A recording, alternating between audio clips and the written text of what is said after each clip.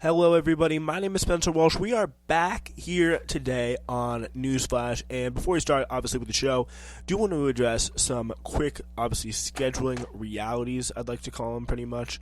Because, as you know, we, multiple times, when we try and do the show, it is 2 to 3 times a week. That is, when we're fully in the swing of things, that's like really what this show is meant to be, a really active show that is produced very frequently.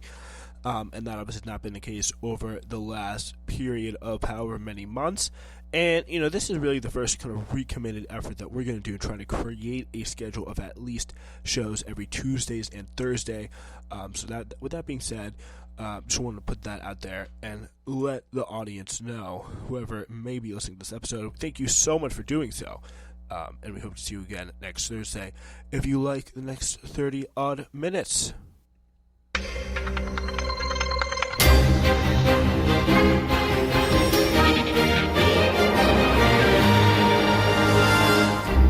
Hello, everybody. Welcome to today's show. My name is Spencer Walsh. Thank you so much for joining us here today on the show. We really do have, as for our first show, kind of back in action, a whole host of very, very interesting business all throughout the country and the world. We start with this fascinating drama out of Los Angeles. So really, any of these stories could have led tonight. Where there is drama in the Los Angeles City Council between Mary Martinez, Gil Cedillo, and Kevin De Leon. You may not have heard of them, but by the end of this episode, you will know their names, along with LA Labor Federation President Ron Herrera, for new leaked clips of just disgusting racism and really just blatant political corruption, all recorded in a phone call from last year.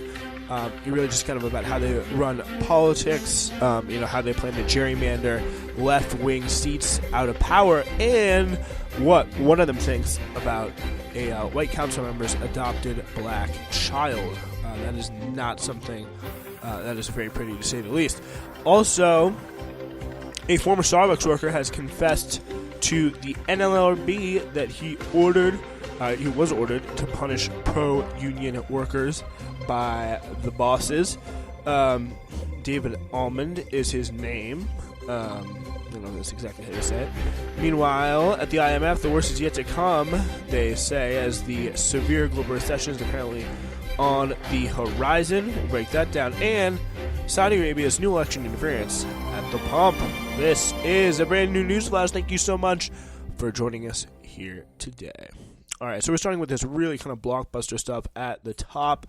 It is really interesting to kind of follow the, dynamic that is going on in some of these cities, because pretty much if you're in and around a city or around a city, which, I don't know if you know this, but a huge population of people are, it's kind of important to understand how they work.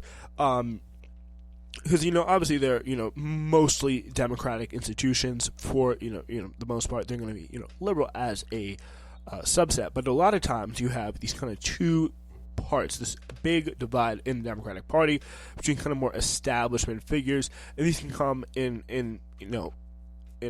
all different areas, all different walks of life. These people, you could have black former civil rights leaders, the Jim Clyburn types, the Eric Adams types. Eric Adams, obviously not a former civil rights leader, but somebody who has, deep community organizing kind of experience, long history in kind of New York machine politics, worked the way up. These machine type people is kind of a great way of understanding it, who kind of come from organized caucuses of people kind of based around either identity or kind of some other characteristic that isn't really kind of based on class, but sometimes is, maybe some kind of union connections, but very often it's kind of like Latino or black or Asian. In this case, it's Latino, and that is the kind of representation of the established forces on the ground. That's the conduit between established forces in Los Angeles and everyday people, which is going to be a key thing to watch, and something I think that is certainly in this dynamic, because when you have on the other side you got someone like Mike Bonin, and there's people like Nithya Raman, who also mentioned in this. Mitch O'Farrell is another guy who's kind of on the. He's a white guy, obviously. I don't know. Well, I shouldn't say obviously, but you can make certain guesses based on that name.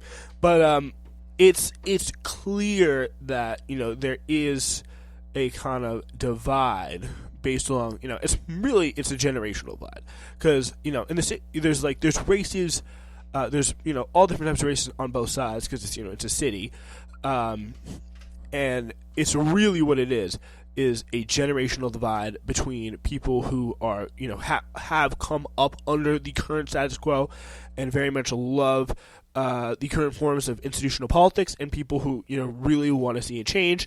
And you got the council president, Nuri Martinez, council members, Kevin De Leon and Gil Cedillo, as well as LA Federation President Ron Herrera. They have this leaked audio that came out earlier this month on Reddit. So this is, these are the characters here. So you got this is clip number 1. They're talking about, this is pretty much, I don't know if you guys are familiar with Larry Krasner or Chesa Boudin, these kind of left-wing DAs. Well, Los Angeles, the left-wing DA there is a guy by the name of George Gascon, I think that's how you say his name. And by the way, there's going to be explicit language, racism, all throughout, this segment, so just be ready for that before we get into it. But this is it. So this is the first clip talking about George Gascon. All the folks like with Gascon, he did call me. He wants to have breakfast with me. This is Herrera, the union guy. What's taking him so long? This is Nuri Martinez, the council president. Hey, we need to talk. Gil supported him from the... All right, don't worry, I got you. So you'll start seeing him line up. He's with the blacks. Isaac was the first. He's with the blacks. That's what he says. That's what Nuri Martinez, the council president, that's what she says, about George Gascon, the Attorney General of, District Attorney of Los Angeles. And then she goes on to talk about the black son of a council member, Mike Bonin. Whatever the kid's name is, I'm like, it's like the oddest thing. It's like black and brown on this float. And then there's this white guy with this little black kid who's misbehaved. Mike Bonin is white. They're not doing, the kid is bouncing off the effing walls on the float, practically tipping it over. There's nothing you can do to control him. Parece changuito. And I'm just... That means looks like a little monkey in Spanish. Again, talking about a black kid there. Like, oh my God. Yeah, so that is just one example of it. Like, this is like the really just like casual racism they're talking about with this guy Mike Bonin and his black kid. She goes on to say this. They're raising him like a little white kid, which I was like, this kid needs a beat down. Like, let me take him around the corner and then I'll bring him back. Yeah. ¿Sí me entiendes? Ven para acá. It's a pinch. Yeah. But yes, he's the fourth. So anyways, getting back to redistricting. Anyways, yeah, it's like we got to focus on the political corruption. We got a little bit sidetracked with our, casual, violent fantasies of, beating up our colleague's black kid. But now we got to get back to the political corruption and gerrymandering, and we're just going to admit it. So this is really interesting here. So Martinez, De Leon, who's another council member, Cedillo, and Herrera. Cedillo's another council member, Herrera's the union guy, discuss black political power in Los Angeles in what Leon terms the Wizard of Oz effect, about black political power in LA. Yeah, that's called Cape Town. So this is Cedillo, the union guy. Yeah, I see a lot of little short, dark people. Yeah. Oh yeah, and then she just drops some like really casual racism about like Oaxacan Korean town residents, just like, oh yeah, they're short, dark people, all that stuff. Yeah. What are Oaxacan Koreans? Not even like Kevin, little ones. I was like, no, I don't know where these people are from. I was like, I don't know what village they came, how they got here, but. And so they're wearing shoes. I get what we have to do, right? Just massage to create districts that benefit. So he's trying to like pull back back in the future. Yep. But we got to figure out Mark's seat too. Mm-hmm. Yeah. That benefits you three. Because if the African Americans look at this, now that he Might or may not be suspended. I don't know. So they're talking about another city council He person should be, here. But anyhow, if he goes away, You mean resign, not suspended? No, here's you're It's going right. to be I think, yeah, there is If- a difference. if I may, If he resigns, hold on, if he resigns and the African Americans look at this as a hostile takeover because he's gone, we'll have to figure that shit out because politically they're gonna come after us. Yeah, but can I say something right now? And this is what I call the ¿cómo se llama this guy? The movie, the Wizard of Oz effect. Mhm. And what I mean by the Wizard of Oz effect is when you're at the side of the curtain, it's like this big voice. And An it illusion. sounds big. And it sounds like there's thousands of them. And then when you actually pull the curtain, is that you see the little Wizard of Oz. Yeah. You know what? I've never watched the movie. It's the same thing. All right. It's real simple. You got 100 people, I right? think it's the 52 old of them are school Mexicanos. folks. I I feel think pretty good that- about it. Yeah. I feel pretty good about my chances of beating your ass. 25 are black. And the 25 blacks are shouting. And the But they 52 shout like they're 250. Yeah. When there's 100 of us, they're Right. like, it sounds like So, they're but Yeah, and that kind of a message, like right there, could not be any more clear about what they're coming from, where they're coming from, and then they kind of get back into political corruption as well. So Herrera tells Martinez, De Leon, and Cedillo they must maneuver the appointment of a city council seat to someone who supports them. After De Leon rejects, like, if you just want to see like blatant political corruption, like this is like literally a straight out of a movie, frankly. It's like, who are we gonna appoint here? Oh, I don't like this one. He's too much of a pain in the ass. So we gotta appoint Heather. Oh, I like Heather. Yeah, if listen to somebody this. slides in, right, temporary or however you do it, right, that person has to support the three of you. Has to support the three of you. And Danny, You know who wants to run for that seat? Reggie. No, Isidore. I ain't gonna support Reggie. Reggie was over there with Karen. Who was over there? After he was fucking sweating his ass off. The one who will support us is Heather Hutt. Yes. I like Heather Hutt. Yeah. Heather's Yeah, so it's just like that's who they're just going through. They're picking people, and then Heather Hutt ended up because Nuri is the council president, Nuri Martinez. Hutt was appointed last year to Council District 10, and this recording was recorded obviously last year. So this is when they're talking about Nuri Martinez, Cedillo. The council people are all agreeing to chop up Nithya Raman's district. So there's certain people who don't merit like us rescuing them. Your comadre, right? I'm not arguing with you about that. I know who you know. ¿Quién es tu comadre? You know, Nithya. Oh, Nithya. She doesn't merit, right? But this She's not man our doesn't- ally. She's not going to help us. Her district is not a district we can count So on. you're saying that's the one to put in the blender and chop up left or right? But that's what they did. Yeah. Yeah, so there you have it. Like, that is like literally, it's one random recording of just a snippet of everyday life inside the LA City Council, and like this is what I think you have to assume these people are doing at all times in places like this. Like, this is a very it's a very aggressive place. It's a place where a lot of people think they got a lot of power over kind of a small area, but it's a very kind of concentrated area of a lot of power in a small geographical area. And that leads to, just blatantly misuse of resources, corruption, all of that stuff. So, like this. So they're targeting, again, this guy, Mike Bonin. So in redistricting, one of their allies, Council Harris member. So Martinez, this is the lady, the crazy racist lady, suggests in redistricting, Council member Harris Dawson, should take the airport from Bonin's district. So you want to have the airport in your district. So, economic activity center. She questions why Bonin thinks he's black. So he's acting too black. Trying to raise his kid like he's white or something. I don't even know. It just doesn't make any sense to me. I'm not going to try to explain it. Just listen to this. So getting back to Marquise, I told Danny, if you want to cut a deal, and if you want to make like fucking boss moves, I would go after the airport.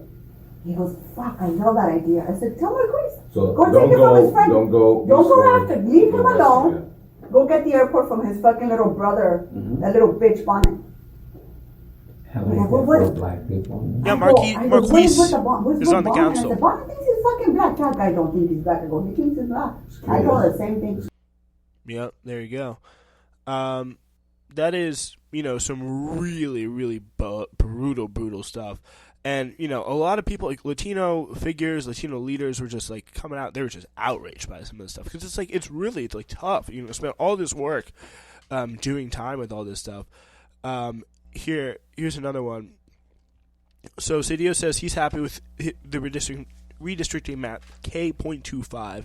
He calls and speaks of Councilmember Mitch O'Farrell as Martinez's guy. Martinez expresses surprise that Cedillo is not as close with O'Farrell anymore after their COVID bromance, and he calls O'Farrell a bit of a diva. So they worked together a little bit in the past, but now obviously there's kind of some fractions there. They also going to talk some crap about they're talking about their little Latino caucus of their own, and their only goal is to get the three of them elected. When Herrera says he spoke with the CD3 council member Blumenfeld, he said he sees all the LA City Council seats as Latino, and they talk shit about him. And then they go on to talk about if you're not from California, I think there's just like a lot of Armenian people there, especially in Southern California. So Nuri Martinez, Herrera, De Leon, Cedillo, they all discuss redistricting, and Paul Krikorian, he's in the council members district. They discuss his former chief of staff, Arim Abrinosian, and Martinez refers to him as the guy with one eyebrow. And then Martinez asks him what his last name was, and Cedillo goes, but it ends with an IAN. So it's kind of going like very just low level, lowbrow kind of Armenian stereotyping there. Just to say the least, and just like clearly just grouchy, just bitter people who just want power for nothing but themselves, and are just going to take it pretty much in any way. So let's go do some of the reaction on this, because this is some of the spiciest part as well. So amid the boiling city council scandal, LA Mayor candidates Karen Bass and Rick Caruso are going to hold their final live televised debate at 7 p.m. Pacific in Universal City. So she noted on Sunday that most of the people involved in this episode have Caruso endorsed, noted that most of the people who were involved in the episode endorsed Karen Bass. So people chatting in this tape. Karine Jean-Pierre said that Joe Biden believes the White House thinks, the general consensus is all three of those council members should resign. The union guy already has resigned. I think that's very telling.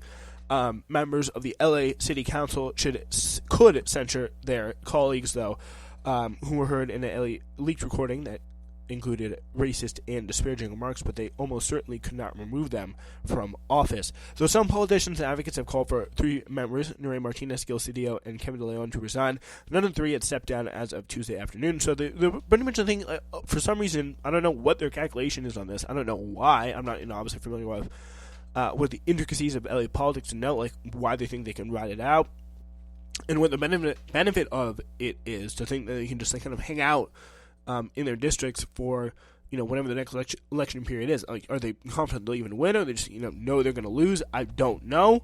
It's all very weird. So all three members have apologized for their conduct. But yeah, so Martinez, she is announcing a leave of absence, but she did not relinquish her seat. The LA City Council is adjourned, though, today after a raucous and emotional meeting, including dozens of speakers, including the body's acting leader, who called for the resignations of the three council members who participated in a conversation that included racist remarks. Speakers also denounced what they described as the political establishment's deeply embedded systemic racism against black and indigenous Angelenos. Public comments have now concluded after several calls for resignations, and now Mitch O'Farrell, the council member chairing the meeting, is speaking. He's condemning the racist comments and political maneuvering of his colleagues. So he was the kind of guy who got turned on. We talked about in that clip as well. So he's going to be pretty pissed off. There are no excuses. The court of the public opinion has rendered a verdict, and the verdict is they all must go, is what he said. And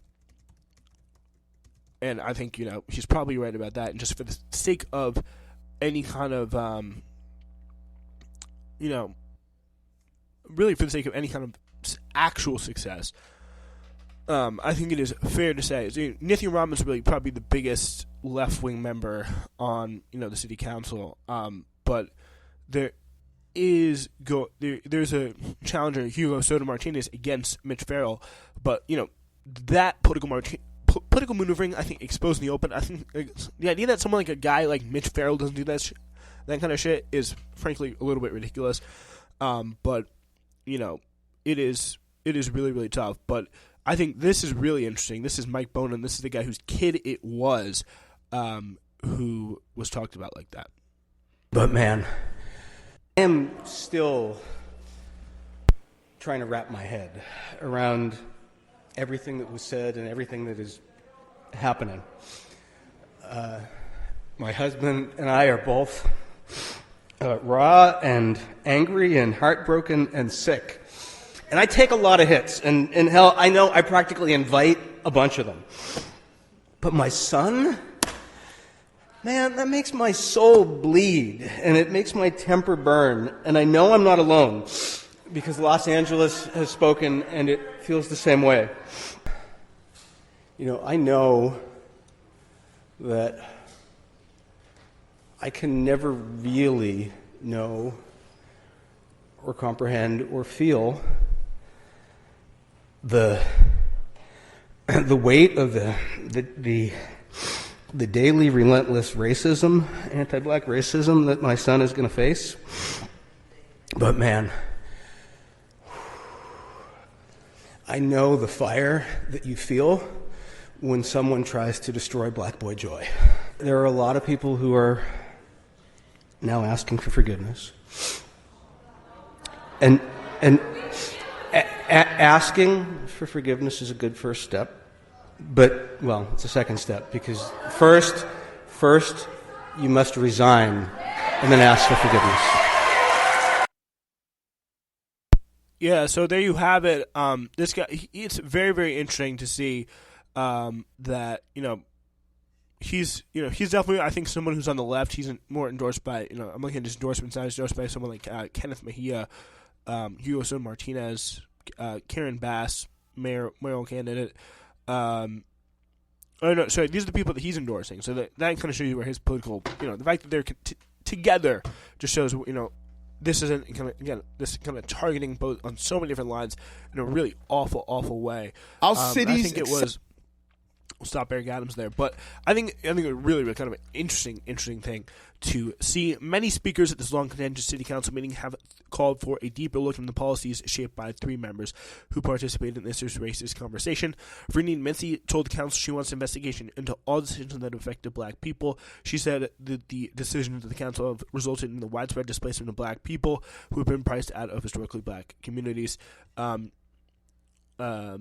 So dozens of demonstrators were gathered outside the Los Angeles City Council in a raucous meeting. So they have, I don't know if they're actually present, but the only person who's resigned so far is Ron Herrera.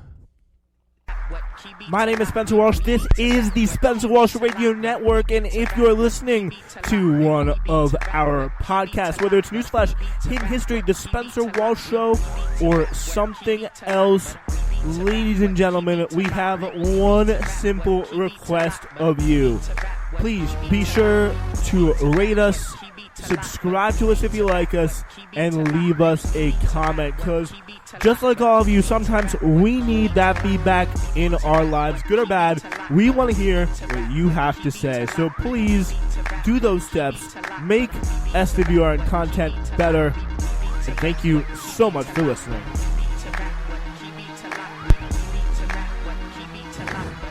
We are looking at a kind of interesting situation here on the issue of Starbucks and unionization.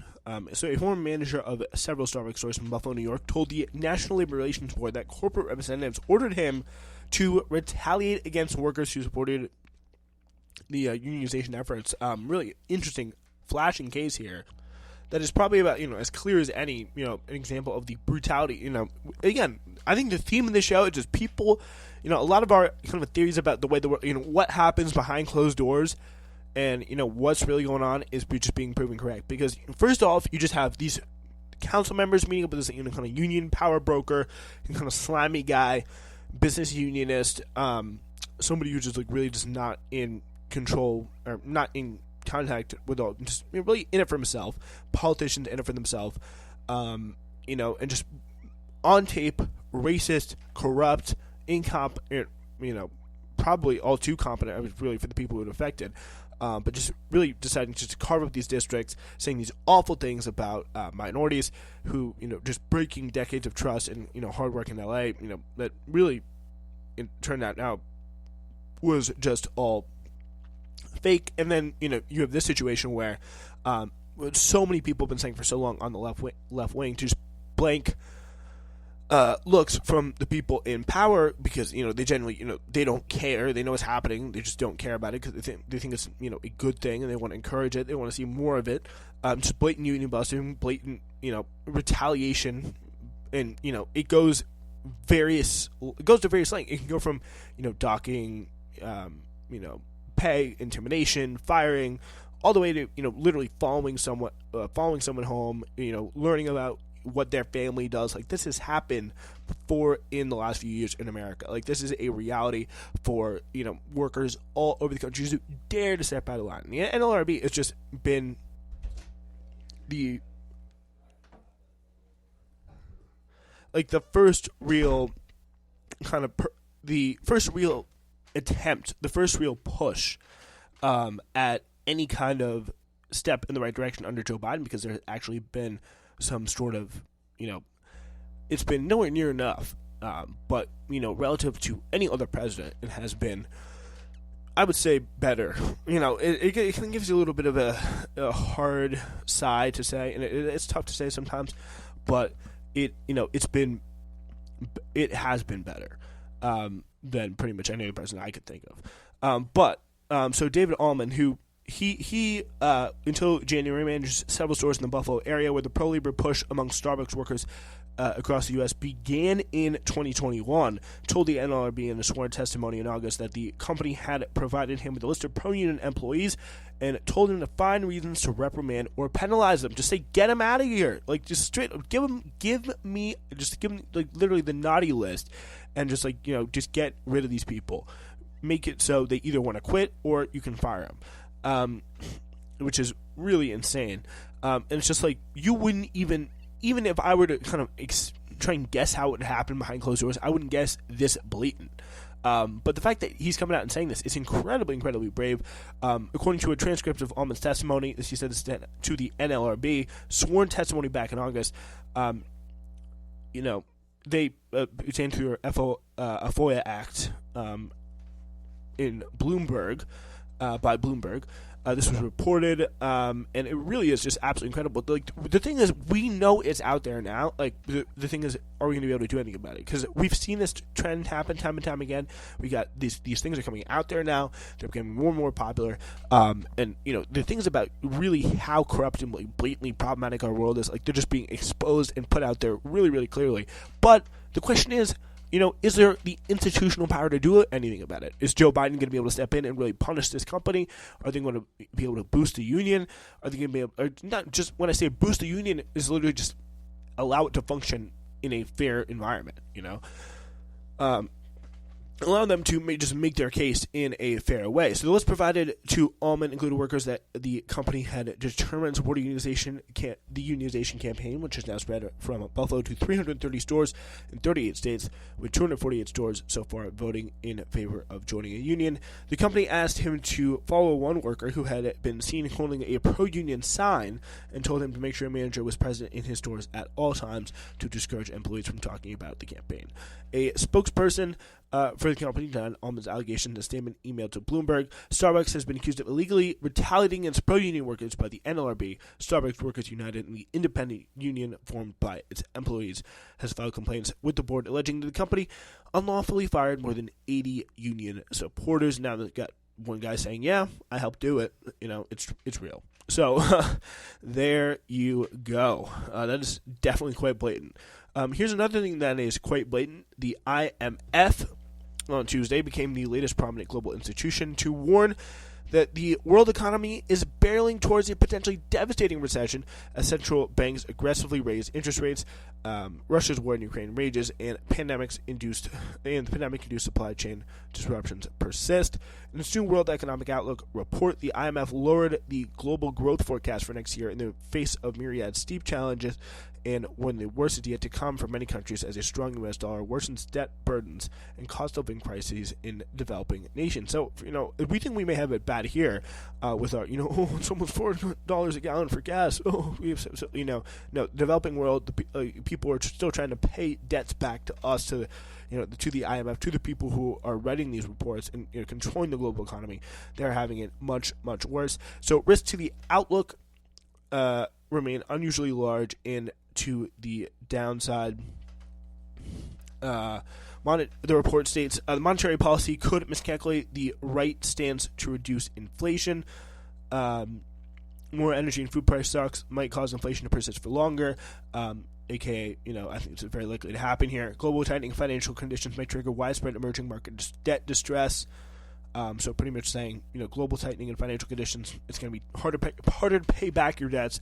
Countries that need to pay back their debts, aka emerging markets, are going to be absolutely screwed. And the IMF expects inflation, which afflicting countries across the globe, to remain elevated throughout the next year, and even as the U.S. Federal Reserve and other powerful central banks attempt to tamp down demand, risking mass job loss and pretty much guaranteeing mass job loss in another world economic crisis.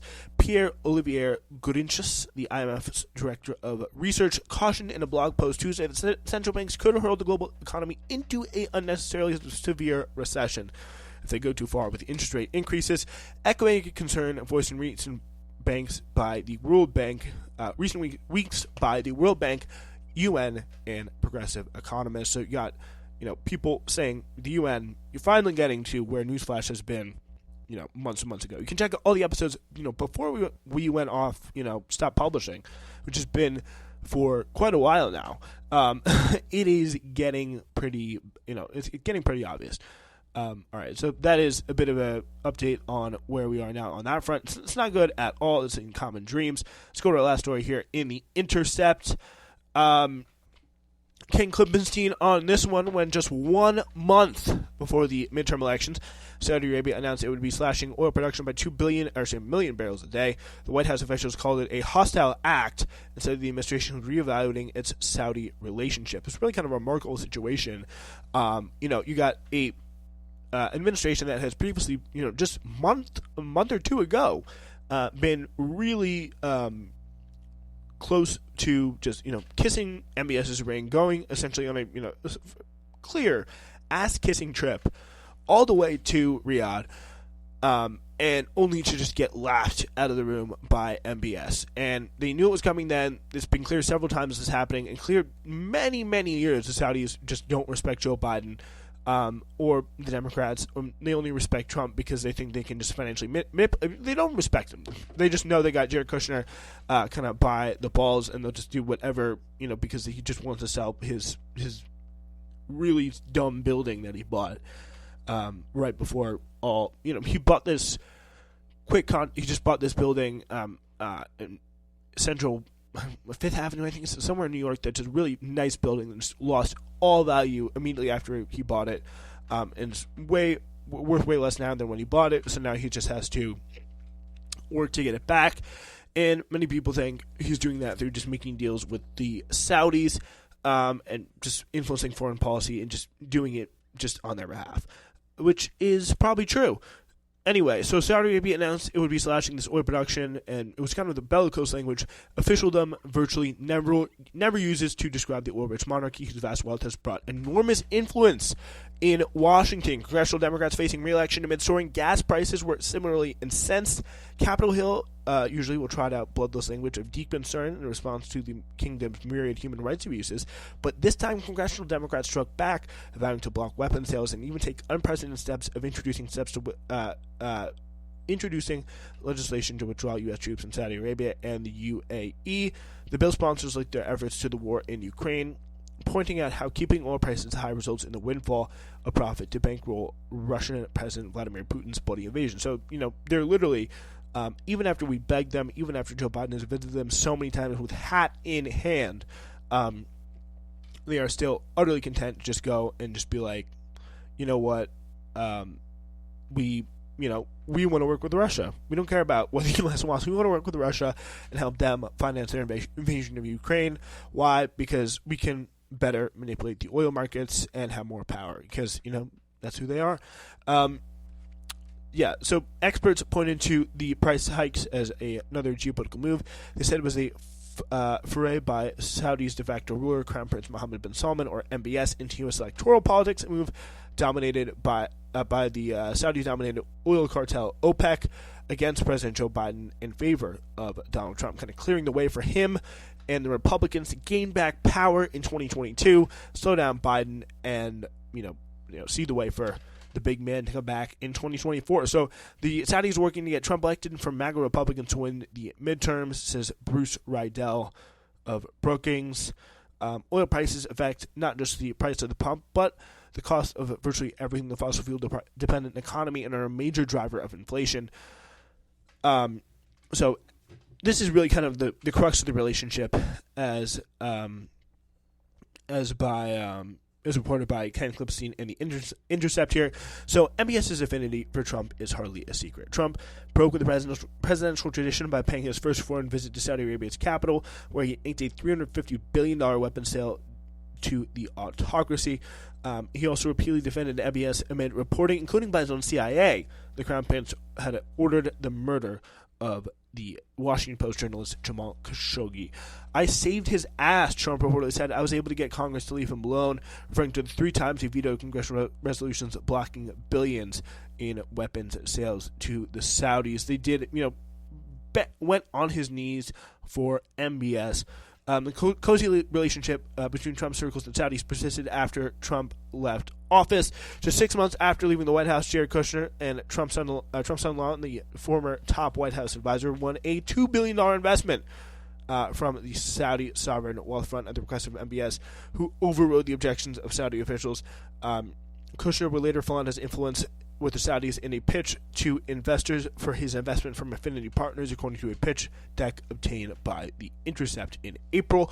And Trump's Treasury Secretary, Steve Mnuchin, raised about $1 billion from the Saudi Sovereign Wealth Fund. So pretty much what they're all doing here is cashing in. All right.